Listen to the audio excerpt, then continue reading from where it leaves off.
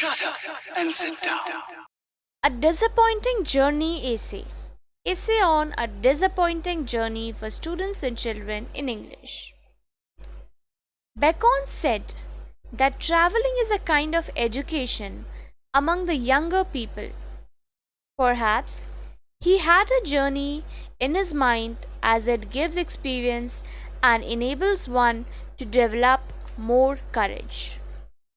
Hazlitt, in one of his essays, says that a journey becomes enjoyable if one hopes to get a good meal and good rest after a tiring journey, and adds that traveling hopefully gives the maximum happiness.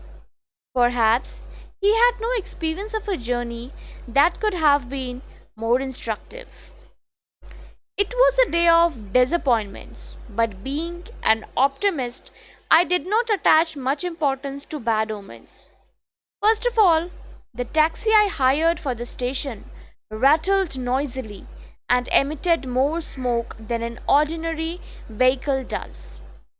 But I had limited time at my disposal, so I decided to travel by it.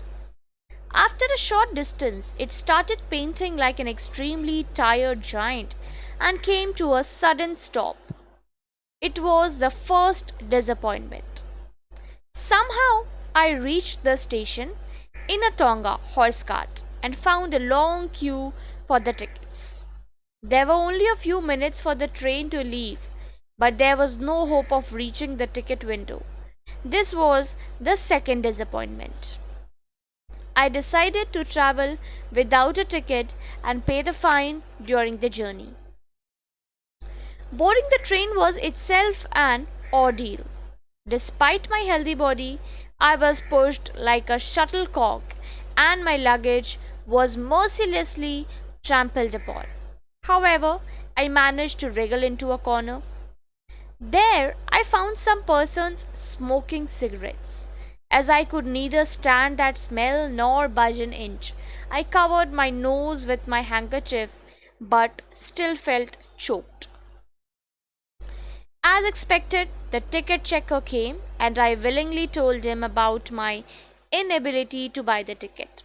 He looked at me with strange eyes and all the passengers started staring at me.